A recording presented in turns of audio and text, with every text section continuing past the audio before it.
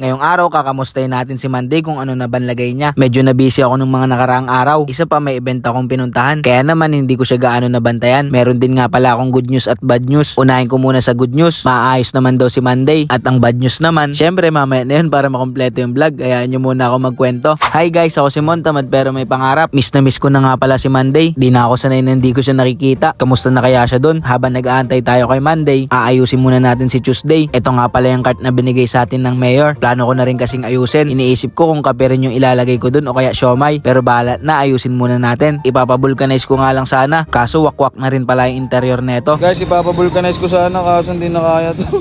Dahil hindi na kaya, bibilang ko na lang siya ng bagong interior. Buti na lang may mga malapit na bike shop dito sa amin. At buti na lang din meron din sila nung hinahanap kong interior. Kaya pagkabili ko, pinakabit ko na rin sa kanila. Mabilis lang din naman nila nakabit. Bumili na rin ako ng extra interior para dun sa dalawang gulong. Okay na yung gulong, mapaparolling na natin yung cart. Pero bago ko siya itayo, inisip ko i-repaint ko na rin siya. Balak ko kasing gawing kulay black yung cart. Sa mga hindi pa pala nakakakilala kay Tuesday, ito nga pala siya nung kinuha natin. May mga konting problema lang sa kanya pero kaya namang ayusin. Balik tayo. Dahil balak ko siyang i-repaint, bumili na rin ako ng spray. Bumili na rin ako ng mga iba pa nating kakailanganin sa pag-repaint. Dahil kompleto na, ang iisipin ko na lang kung paano ko na lang siya i-repaint. Kaso ang problema, medyo maulan pa dito sa amin. Aantayin ko lang magkaaraw para mas maayos pag magre-repaint na tayo. Mahirap din kasi talaga magrepaint ng maulan. O siya, i-update ko na lang ulit kayo kay Tuesday pag i-repaint ko na siya. Kamustahin muna natin si Monday. Bago ko nga pala puntahan si Monday, may dumating na package sa akin. Kaya agad ko na munang binuksan. Pinadalan nga pala tayo ng alis ng clogs. Di lang isa kundi tatlo. Ito nga pala yung clogs na gamit ko lagi sa vlog. Kaya sa mga nagtatanong dyan, nilagay ko na nga pala sa TikTok shop ko. Thank you so much ulit, Alice. All goods. Gamitin na rin natin to papunta kay Monday. Medyo malayo-layo sa amin kung nasan si Monday. Kaya naman nagmotor na rin kami papunta doon. After ng mga ilang minuto, nakarating na rin kami. At ito nga pala si Monday nung nadatnan ko. Nakajack na siya at sinisimulan ng tanggalin yung mga parts niya. I mean yung mga parts lang naman na na-damage. Ang pinaka-damage lang naman itong kinakabitan ng steering rack. And nga pala yung mismong natanggal kaya nawalan ng control sa mga gulong. Nung una hindi ko pa nagigets kaya na-explain na lang sa akin ni Kuya Kevin. Pinakita niya lang sa akin yung pinagkakabitan. Tinanong ko na rin kung anong gagawin nila. Madali lang naman daw kasi ilalatero lang naman daw to. Masyado na ako napamahal kay Monday. Marami pa akong plano sa kanya at marami pa kaming pupuntahan. Kaya talaga naman gagawin ko lahat para sa kanya. Itong hinahawakan ko nga pala, ngayon ko lang na-realize. Kaya pala nung pagkakuha ko kay Monday, may binigay sa akin yung seller. At para pala to doon, di kasi talaga namin napansin ng mekaniko ko. Pero anyways, wala naman na tayong magagawa. Ang tanging magagawa ko lang tuluyang ayusin to si Monday. Nang sa ganun, tuluyan ko na rin makwento sa inyo yung bago nating journey. Sa ngayon, nasa kalagitnaan tayo ng pag-ayos kay Monday. Kaya para may pampagawa ko, tuluyan kay manood. Pero kidding aside, i-update ko kayo sa mga mangyayari pa kay Monday. At ang bad news pala, kaya naman daw nilang ayusin si Monday. Kaya lang, may mga nauna pa sa akin nagpapaayos. Meaning, waitings pa tayo. At isa pa, in-order pa lang yung plates na mga gagamiting bakal pamalit. Kaya ang bad news, hindi natin alam kung hanggang kailan pa dito si Monday. Pero basta i-update ko na lang ulit kayo. Hanggang dito na lang muna. Kita-kits ulit tayo next update. Yun lang, salamat sa pagsama.